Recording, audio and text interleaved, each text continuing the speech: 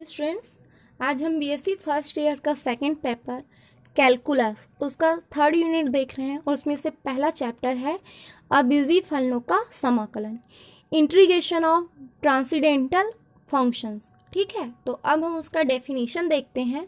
तो अबीजी फलन का डेफिनेशन देखने से पहले हमको बीजी फलन क्या होता है वो देखना पड़ेगा। ठीक है, तो जैसे कि हमारे पास कोई फंक्शन है y is equal to f of x, तो ये जो फंक्शन है वो अगर इस पोलर फॉर्म जो हमने यहाँ पर इक्वेशन लिख रखा है p0x y की power n plus p1x y की power n minus one plus so on pn minus one x y plus pn x is equal to 0 को संतुष्ट करे, तो ऐसे फलन क्या कहलाते हैं? बीजी फलन कहलाते हैं। ठीक है, तो अब हम आते हैं अबीजी फलन में। तो जो फंक्शंस, ये जो पोलर इक्वेशन है, बहुपद है हमारे पास, उसको संतुष्ट ना करें तो वो फलन क्या कहलाएंगे? अबीजी फलन कहलाएंगे। यहाँ कुछ अबीजी फलन मैंने लिख रखा है और वो है त्रिकोणमितीय फलन, ट्रिग्नोमेट्रिक फंक्शन। तो यहाँ पर हमारे पास जो त्रिकोणमितीय फलन आते हैं वो भी क्या है? अबीजी फलन होते हैं। F of x is equal to sine x, cos x, tan x, इसी तरह कॉट एक्स आएगा, कोसेक एक्स आएगा, सेक एक्स आएगा, etc। ठीक है, उसके बाद आता है इसका व्युत्क्रम। व्युत्क्रम त्रिकोणमितीय फलन, inverse trigonometric function. F of x is equal to sine inverse x, cos inverse x, tan inverse x and इसी तरह आगे। ठीक है, उसके बाद आता है लघुगणकीय फलन, f of x is equal to log x.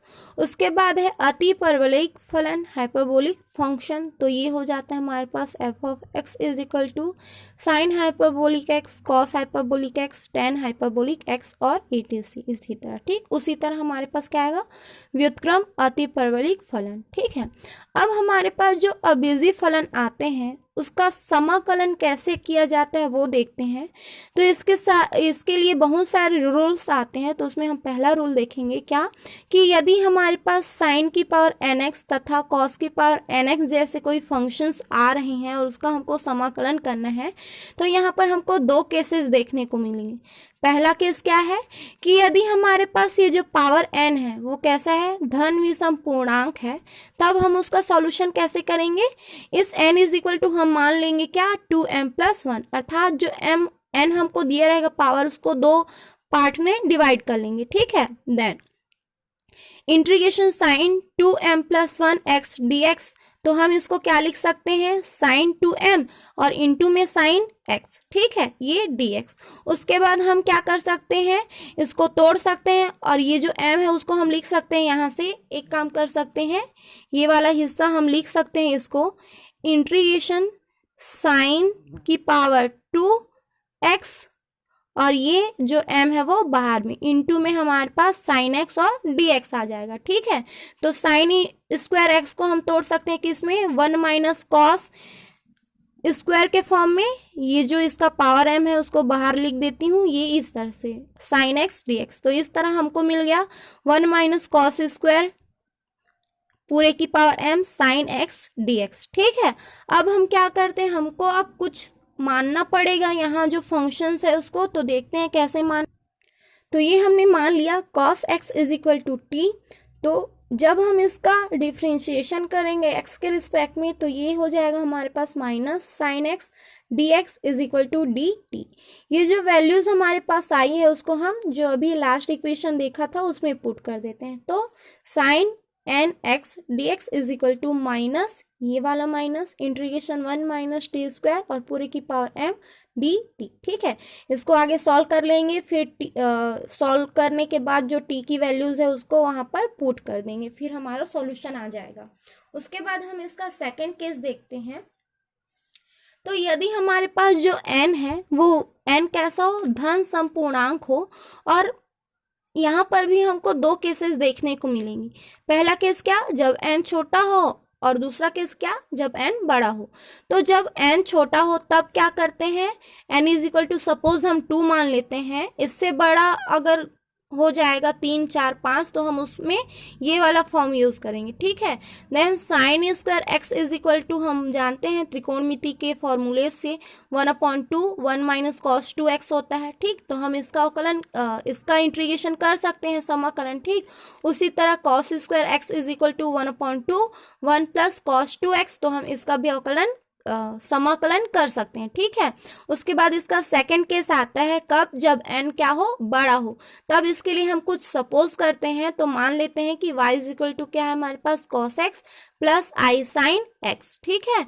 उसी तरह हम इसका जब इनवर्स निकालेंगे, चूंकि ये आयोटा के फॉर्म में है, यहाँ पर वास्तविक और काल्पनिक दोनों भाग हैं, तो जब हम इसका इन्वर्स करेंगे तो ये क्या हो जाएगा, cos x minus i sign x, ठीक। उसी तरह अगर हम इसके पावर के बारे में बात करें तो y n is equal to cos x plus i sine x, उसकी पावर n, तो आपने पावर वाला इसका फॉर्मूलेज पढ़े होंगे, पावर क्या हो जाता है, इसके साथ आ जाता है, ठीक है, थीटे के स्थान पे, तो ये हो जाएगा cos nx plus i sine nx, ठीक। तो इसी तरह अगर हम इस y की पावर n का इन्वर्स निकालेंगे तो क्या हो जाएगा, 1/y की power n is equal to cos nx minus i sine nx, ठीक है।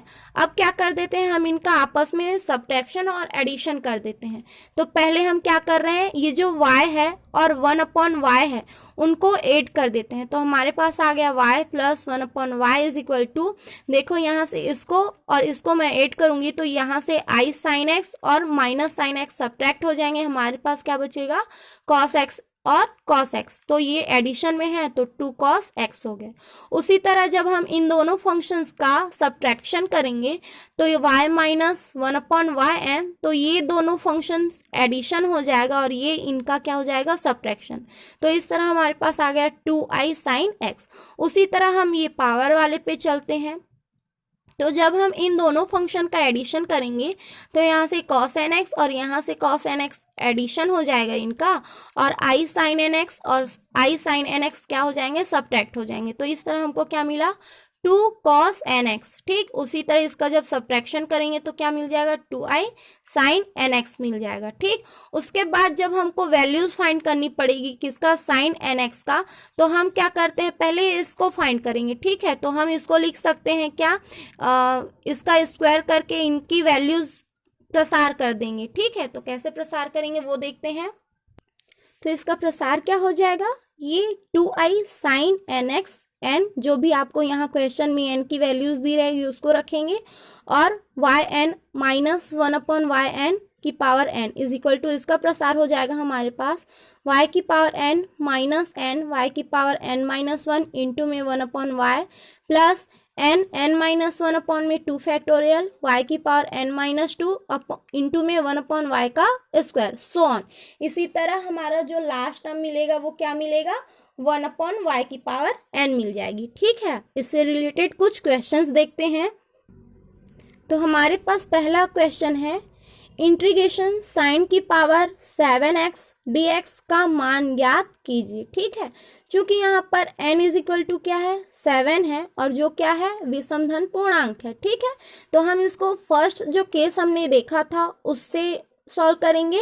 तो इंटीग्रेशन साइन 7x dx, तो मैं इसको लिख सकती हूँ, दो पार्ट्स में डिवाइड कर सकती हूँ, 2m प्लस 1 के पार्ट में, तो ये हो जाएगा साइन 6x इंटू में साइन x dx, ठीक है। अब इसको मैं तोड़ सकती हूँ, साइन स्क्वायर x और पूरे के ब्रैकेट में 3 sine x dx, sine square x को हम लिख सकते हैं 1 माइनस कॉस स्क्वायर x और पूरे की पावर 3 इंटू में साइन x dx, ठीक। इसको हम इक्वेशन नंबर 1 देते हैं। अब क्या करते हैं, यहाँ पर जो भी वैल्यू आती है उसको हम मानेंगे, ठीक है। तो हम मान लेते हैं, माना cos x is equal to t है, तो हमको यहाँ पर जो dx है उसको भी चेंज करना पड़ेगा। तो हम क्या करते हैं, ये जो इक्वेशन है उसका x के सापेक्ष डिफ्रेंशिएशन कर देते हैं, ठीक है। तो जब हम cos x का डिफ्रेंशिएशन करेंगे x के रिस्पेक्ट में, तो हमको वैल्यू क्या मिलेगी, minus sine x d x is equal to d t. इन वैल्यूज को हम इक्वेशन नंबर 1 में पुट कर देते हैं। Then integration sine 7x dx is equal to, हमारे पास क्या आएगा, वैल्यू माइनस में आएगी, यहाँ से इंटीग्रेशन 1 माइनस टी का स्क्वायर और पूरे की घात 3dt, ठीक।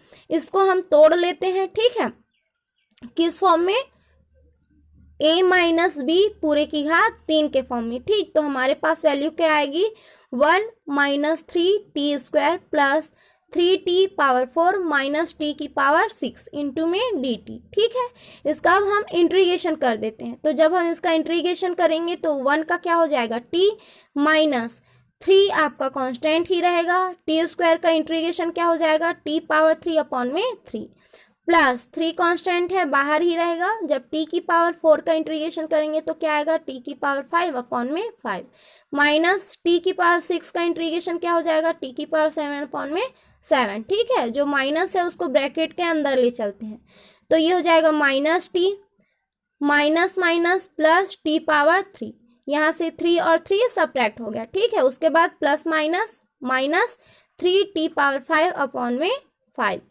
माइनस माइनस प्लस t की पावर 7 अपॉन में 7। अब क्या करते हैं, जो हमने cos x is equal to t माना था तो अब हम t की वैल्यू यहाँ पर पुट कर देते हैं। ठीक है, तो ये हो गया हमारे पास minus cos x plus cos 3x minus 3/5 cos 5x plus 1/7 cos 7x। ये इसका हो गया सॉल्यूशन। ठीक है, अब इसका सेकंड केस देखते हैं।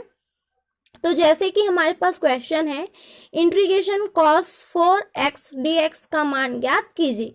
तो यहाँ पे n की वैल्यू कैसी है 4 है, मतलब 2 से अधिक है। तो हम कौन सा केस यूज करेंगे, जो सेकंड केस हमने देखा है वो वाला।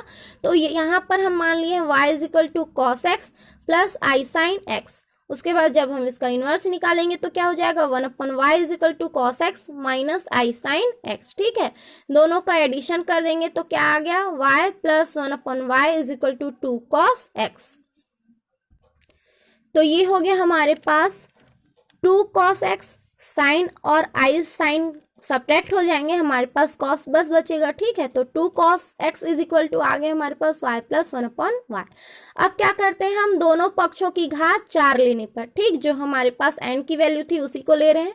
तो ये हो गया 2 cos x पूरे की power 4 is equal to y plus 1/y पूरे की पावर 4। ठीक है, तो अब यहाँ पर जो अभी थोड़ी देर पहले हमने देखा था इसका जो प्रसार था उसको यहाँ पर अप्लाई करते हैं। ठीक, तो पहले क्या था y की power n minus n y की पावर n माइनस 1 इंटू 1। ठीक, तो यहाँ पर हो गया ये y की पावर n। ठीक है, उसके बाद क्या था, उसके बाद हमारे पास ये इसका प्रसार करते जाएंगे जो फॉर्म हमने देखा है उसमें।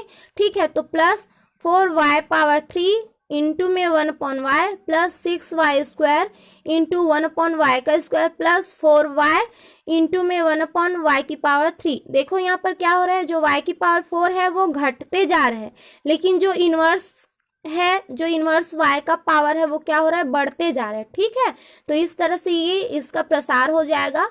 तो ये हमारे पास आ गया y की पावर 4 प्लस 4y का स्क्वायर प्लस यहाँ से ये और ये सब्ट्रैक्ट हो जाएंगे तो हमारे पास प्लस 6 बचा, प्लस यहाँ से ये y और यहाँ से एक y सब्ट्रैक्ट हो जाएंगे तो हमारे पास बचा 4/y का स्क्वायर प्लस 1/y पावर 4। ठीक है, तो अब हम इसको जमा कर लिख लेते हैं। तो ये y की पावर 4 और यहाँ से 1/y की पावर 4 को यहाँ लिख लेते हैं, प्लस यहाँ से 4 और y² प्लस यहाँ से 1/y पावर।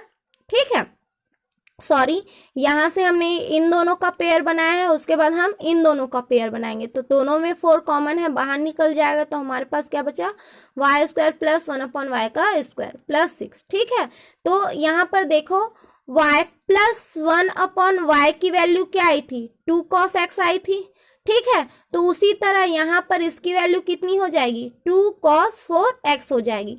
यहाँ पर आपका जो पावर है, यहाँ n की वैल्यू है वो कितनी है 1 है, और यहाँ पर जो n की वैल्यू है वो कितनी है 4 है। देन ये हो गया हमारे पास 2 cos 4x प्लस यहाँ से 4, यहाँ इसकी पावर कितनी है 2, तो ये हो गया cos 2x प्लस 6। ठीक है, तो अब क्या करते हैं, हम यहाँ से पावर अलग अलग कर देते हैं, इसका ब्रैकेट ओपन करेंगे तो ये 2 की पावर 4 हो जाएगी, cos की power 4x is equal to 2 cos 4x plus 4 cos 2x plus 6। यहाँ से हम 2 कॉमन निकाल सकते हैं। ठीक है, और यहाँ 2 की power 4 that means 16 cos power 4x is equal to 2 common निकल गया तीनों में से। ठीक है, अब क्या कर देते हैं, 16 को हम इधर ट्रांसफर करेंगे तो ये 2 से डिवाइड हो जाएगा, कितना बच जाएगा 1/8, और हमारे पास क्या है cos 4x plus 2 cos 2x plus 3। जब हम इसका इंटीग्रेशन करेंगे तो 1/8 कांस्टेंट है बाहर रहेगा, तो इसका इंटीग्रेशन हो जाएगा इन वैल्यूज का। तो जब cos 4x का इंटीग्रेशन होगा तो वो क्या देगा हमको 1/4 इंटू में cos 4x का क्या हो जाएगा sin 4x। ठीक है, उसी तरह यहाँ से 2 cos 2x का इंटीग्रेशन 2/2 ये थीटा का 2 और cos 2x का कितना हो जाएगा sin 2x। ठीक है, प्लस 3 कांस्टेंट है यहाँ कुछ नहीं, मतलब 1 का इंटीग्रेशन क्या होता है x होता है। ठीक है, तो ये हो गया हमारे पास। इस 1/8 को अंदर मल्टीप्लीकेशन कर देते हैं तो ये हो गया 1/32 sin 4x प्लस यहाँ से 2 और 2 डिवाइड हो चुके हैं। ठीक है, तो ये 1/8 sin 2x प्लस 3/8x। तो ये था सॉल्यूशन। Thank you student.